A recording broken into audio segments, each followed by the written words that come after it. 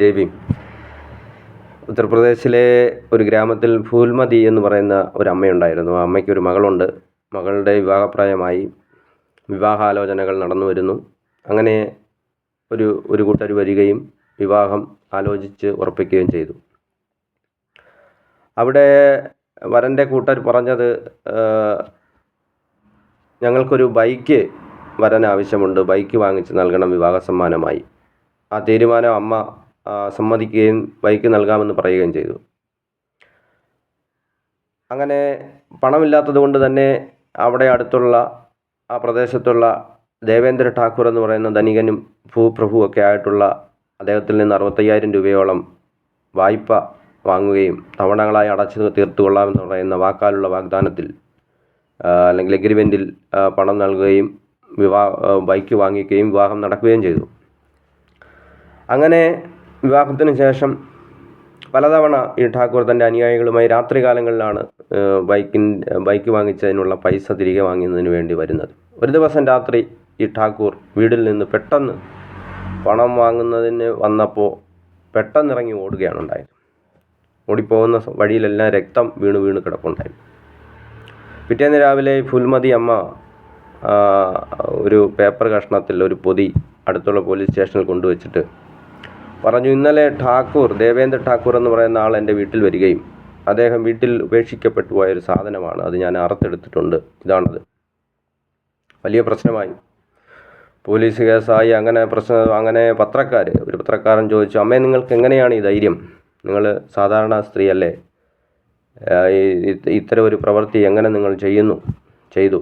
അതിനമ്മ കൊടുത്തൊരു മറുപടിയുണ്ട്. ആ മറുപടി മറ്റൊന്നുമല്ല, എൻ്റെ സഹോദരിയാണ് ഈ സംസ്ഥാനം ഇപ്പോൾ ഭരിക്കുന്നത്. എൻ്റെ സഹോദരി ഭരിക്കുന്ന ഈ സംസ്ഥാനത്തിൽ ഞാൻ ഇത്രയെങ്കിലും ധൈര്യമുള്ളവളാകണ്ടേ എന്നാണ് ആ പത്രക്കാരനോട് ചോദിച്ചത്, അല്ലെങ്കിൽ ആ മറുപടി പറഞ്ഞത്. ആ പേപ്പർ പൊതിയിൽ ഉണ്ടായിരുന്ന മറ്റൊന്നുമല്ല, ദേവേന്ദ്ര ഠാക്കൂറിൻ്റെ ജനനേന്ദ്രിയമായിരുന്നു. ഒരു സംസ്ഥാനത്ത്, ആ സംസ്ഥാനത്തിലെ ഏറ്റവും താഴെത്തട്ടിൽ ജീവിക്കുന്ന ഒരു വ്യക്തിക്ക് അല്ലെങ്കിൽ ഒരു അമ്മയ്ക്ക്, ഒരു സ്ത്രീക്ക് തന്നെ ഭരിക്കുന്ന നേതാവിനെ, തന്നെ ഭരിക്കപ്പെടുന്ന അല്ലെങ്കിൽ തന്നെ ഭരിച്ചുകൊണ്ടിരിക്കുന്ന ആ സംസ്ഥാനം ഭരിക്കുന്ന മുഖ്യമന്ത്രിയോട് യഥാർത്ഥത്തിൽ എത്രത്തോളം കൂറും വിശ്വാസവും തന്നെ രക്ഷിക്കാൻ ആളുണ്ട് എന്നുള്ള ബോധവും സംരക്ഷിക്കാനുള്ളൊരു ബോധവും ഉണ്ടായിട്ടുണ്ട് എങ്കിൽ ആ നേതാവിൻ്റെ പേര് മറ്റൊന്നുമല്ല, ആ അമ്മ പറഞ്ഞ സഹോദരി ബഹൻജി എന്ന് തന്നെ. ഇന്ന് ജനുവരി 15 സുശ്രീ ബഹൻകുമാരി മായാവതിജിയുടെ 70ാം ജന്മദിനമാണ്. ഈ ജന്മദിനം ഇന്ത്യയിലെമ്പാടും ബഹുജൻ സമാജ് ജൻ കല്യാൺകാരി ദിവസമായിട്ടാണ് ആഘോഷിക്കുന്നത്. അതായത് ജനങ്ങൾക്ക് സേവ ചെയ്യുന്നതിന് വേണ്ടി, ജനങ്ങളുടെ ഐശ്വര്യത്തിന് വേണ്ടി പ്രവർത്തിക്കുകയാണ്. എല്ലാവർക്കും ഊരാളി ടോക്സിലേക്ക് സ്വാഗതം. ഇന്ന് നമ്മുടെ ബഹൻജി കുമാരി മായാവതിജിയുടെ 70ാം ജന്മദിനമാണ്. എല്ലാവർക്കും ജന്മദിന ആശംസകൾ. 1956 ന്യൂഡൽഹിയിലാണ് ജനുവരി 15 പ്രഭുദാസ് എന്ന് പറയുന്ന പോസ്റ്റ് ഓഫീസ് ഉദ്യോഗസ്ഥൻ്റെ മകളായി ജനിച്ചത്. മൊത്തത്തിൽ 7 മക്കളുണ്ടായിരുന്നു. അതിനകത്ത് 3 പെൺമക്കളും 4 ആൺമക്കളും അടങ്ങുന്ന കുടുംബമായിരുന്നു ബഹൻജിയുടേത്. ഡൽഹി യൂണിവേഴ്സിറ്റിയിൽ നിന്ന് BA എക്കണോമിക്സിലും B.Edഉം അതിനുശേഷം LLBയും പാസ്സായതിനു ശേഷം ഒരു സ്കൂളിൽ അധ്യാപികയായി ജോലി ചെയ്തു വരികയായിരുന്നു. ആ കാലഘട്ടത്തിൽ അവിടെ കോൺസ്റ്റിറ്റ്യൂഷൻ ക്ലബിൻ്റെ ഒരു പ്രോഗ്രാമുമായിട്ട് ബന്ധപ്പെട്ട് സാക്ഷാൽ മുൻ പ്രധാനമന്ത്രിയായിട്ടുള്ള ഇന്ദിരാഗാന്ധിയെ പരാജയപ്പെടുത്തി രാജ്നാരായണ ഒരു പ്രസംഗം നടത്തുകയും ആ പ്രസംഗത്തിൽ പലതവണ അദ്ദേഹം ഹരിജൻ എന്ന് പറയുന്ന ശബ്ദം ഉപയോഗിക്കുകയും ആ ശബ്ദം ഉപയോഗിച്ചുകൊണ്ടിരുന്ന സമയത്ത് തന്നെ വേദിയിൽ നിന്ന് ഒരു 20-21 വയസ്സുള്ള ഒരു പെൺകുട്ടി ആർജവത്തോടെ എണീറ്റ് വന്ന്, മിസ്റ്റർ രാജ്നാരായൺ, നിങ്ങൾ ഈ പ്രസംഗം ഇവിടെ നിർത്തണം. നിർത്തിയതിന് ശേഷം നിങ്ങൾ പറഞ്ഞ ഹരിജൻ എന്ന് പറയുന്ന വാക്കിന് നിങ്ങൾ മാപ്പ് പറയണം ഈ വേദിയിൽ. വലിയ ബഹളമായി. അങ്ങനെ ആ ബഹളത്തിനെ തുടർന്ന് അദ്ദേഹം മാപ്പ് പറയുകയുണ്ടായി. ഇതൊരു വലിയ ഒരു സംഭവമായി മൊത്തം അറിയുകയും അതേ സമയത്ത് തന്നെ DS4, ബാംസപ്പ് തുടങ്ങിയ പ്രവർത്തനങ്ങളുമായി ഇന്ത്യ മൊത്തം സഞ്ചരിക്കുന്ന ഒരു മഹാൻ്റെ ചെവിയിലേക്ക് ഈ സംഭവം കേൾക്കുകയുണ്ടായി. ഒരു പുസ്തകം വായിച്ചുകൊണ്ട് ഈ രാജ്യത്ത് വിപ്ലവം സൃഷ്ടിക്കാൻ കഴിയുമോ? ഇന്ത്യ എന്ന് പറയുന്ന ജനാധിപത്യത്തിൻ്റെ ഏറ്റവും സുന്ദരമായ നാട്ടിൽ ഈ ഒരു പുസ്തകം ഒരു ദിവസം വായിക്കുകയും പൊളിറ്റിക്കൽ ബുദ്ധയായി മാറുകയും അതല്ലെങ്കിൽ പൊളിറ്റിക്കൽ സയൻറ്റിസ്റ്റായി മാറുകയും ചെയ്ത ദാദാസാഹബ് കാൻഷിറാംജിയുടെ ചെവിയിലാണ് ഈ വാർത്ത എത്തിയത്. ഉടനെ തന്നെ കാൻഷിറാംജി ഈ പെൺകുട്ടിയെ കാണണമെന്ന് ആഗ്രഹിക്കുകയും ഒരു ദിവസം രാത്രി കാൻഷിറാംജി ബഹൻകുമാരി മായാവതിയുടെ വീട്ടിൽ വരികയാണ് ഉണ്ടായത്. ബഹൻജിയെക്കുറിച്ച് പരിചയപ്പെടുത്തി. അച്ഛനും അമ്മയും കുടുംബാംഗങ്ങളെല്ലാം ഉണ്ടായിരുന്നു. ഞാൻ കാൻഷിറാമാണ്. ഞാൻ DS4 അതല്ലെങ്കിൽ വാംസപ്പ് തുടങ്ങിയ പ്രസ്ഥാനങ്ങളായിട്ട് മുന്നോട്ട് പോവുകയാണ്. നിങ്ങൾക്ക് എന്താണ് ആഗ്രഹം? ആ കൊച്ചു പെൺകുട്ടിയോട് ചോദിച്ചു. ബഹൻജി അതിന് മറുപടി പറഞ്ഞത്, എനിക്ക് സമൂഹത്തെ സേവിക്കുക അല്ലെങ്കിൽ സമൂഹത്തിന് വേണ്ടി, രാഷ്ട്രത്തിന് വേണ്ടി ജീവിക്കുക എന്നതാണ് എൻ്റെ ആഗ്രഹം. അതുകൊണ്ട് തന്നെ ഈ ചുറ്റാകെ നടക്കുന്ന അനീതികൾക്കെതിരെ ശക്തമായി പോരാടണം എന്നാണ് എൻ്റെ ആഗ്രഹം.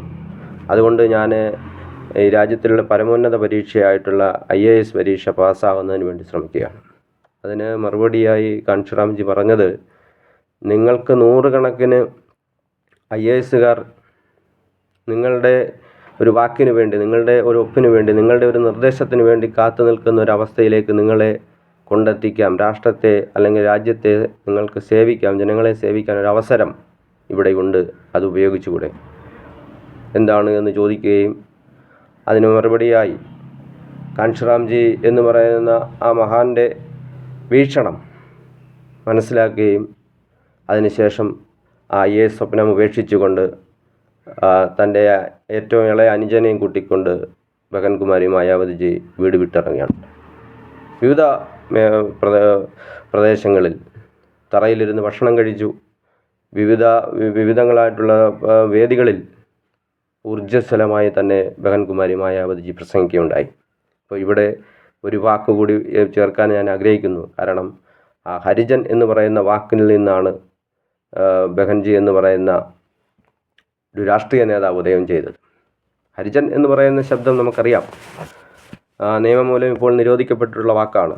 ഹരിജൻ എന്ന് പറയുന്ന വാക്ക് ഗുജറാത്തിലെ ഒരു കവി, ഭക്തി കവിയായിട്ടുള്ള നരസിംഹ മേത്തയാണ് ആദ്യമായി ഈ രാജ്യത്ത് ഉപയോഗിക്കുന്നത്.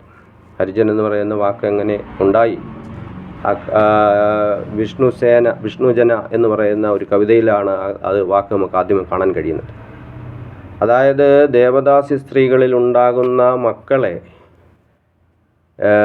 ദൈവത്തിൻ്റെ മക്കളായിട്ടാണ് കണക്കാക്കുന്നത്. ഹരിജൻ എന്ന വാക്കിൻ്റെ അർത്ഥം ഹരി, ഗോഡ്, അതല്ലെങ്കിൽ ജനം, ചിൽഡ്രൻ ഓഫ് ഗോഡ് എന്നാണ്.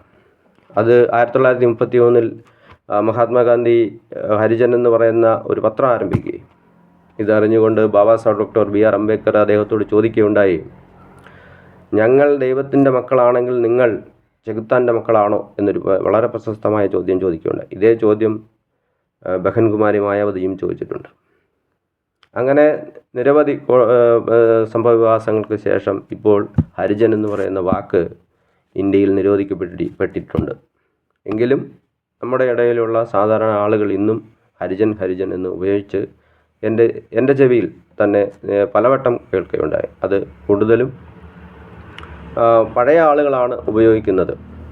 ഹരിജൻ എന്ന് പറയുന്ന ജനതയല്ല നമ്മൾ നമ്മുടെ അച്ഛൻ്റെയും അമ്മയുടെയും മക്കളാണ്.